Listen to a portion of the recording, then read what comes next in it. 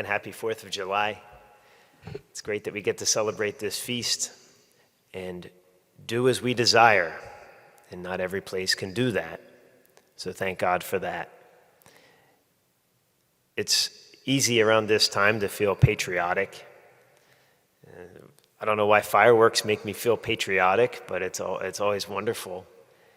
I was interning when I was in college in Washington, D.C., and I loved it. I was kind of a political nerd at that point. I mean, I guess I was still a nerd, but I was a political nerd at that point. And being in that city, I just felt very patriotic. And I loved being around the Capitol, just the sense of history and the things. And I remember wearing a suit as part of my internship every day, and I would walk around the Capitol, and there'd be tour buses going back and forth. And in my suit, I'd wave to the tour buses, and everyone would wave back. They thought I was someone important. So I enjoyed that. But being in that Capitol, as I later, after college, I got a job, and I worked many times in the Capitol building. And it is such a beautiful building, and it really does show the stateliness and the history of our country. But there's one very weird thing about the Capitol. It's very strange. If you ever got a chance to go, under the dome, which is beautiful, there's this ring. It almost looks like you're in a church. There's this ring of, look like angels and gods or something. And as the person talks about it, you realize one of the gods is George Washington, with angels around him. It's weird. You know, George Washington didn't run for president again because he didn't want to be considered a king. I'm sure he wouldn't have been wanting to be considered a god. But in our country, sometimes we make our leaders our gods. We make our political parties our gods. This is not what our country was founded on at all. It was founded on running away from that notion, but being able to come here and worship or not worship as we please.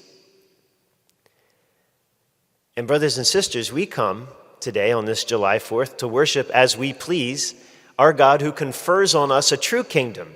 Our country is great, but it is not our kingdom. As St. Paul says, our citizenship is in heaven, and from it we await a Savior. This country, as great as it is, does not provide us a Savior. Never has, never will. George Washington knew he was not our Savior. He knew that he was given the honor of leading us for a short period of time, and he gave it up. Brothers and sisters, we have a kingdom and we have a Savior. As Jesus says in the gospel today, he confers on us a kingdom, just as his Father has conferred one on him. We celebrate the fact that today you and I can come here and worship our God who gives us the true kingdom. And we worship him in this country. There are many others who, in past ages of our faith, have worshiped their God, but were killed because they did not worship the king or the emperor. Many of the early Christian martyrs were not given the freedoms that we were given today. And how powerful they lived their faith, how much they loved their God, how much they saw the true kingdom for the kingdom they lived in then. Brothers and sisters, I think sometimes we're spoiled. Yes, we have freedoms. Yes, some are threatened in this country, and we have to stand up for that. But we do have truly one kingdom. This country will never give us a Savior. We already have one. This country has given us the ability to worship freely, and so let us do it. Let us continue to do so. Let us worship with all our hearts.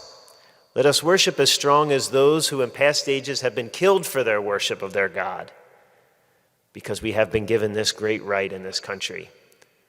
And let us enjoy this freedom and today celebrate it, for we live in this country but we dwell in a kingdom greater, a kingdom that is promised for ages unending.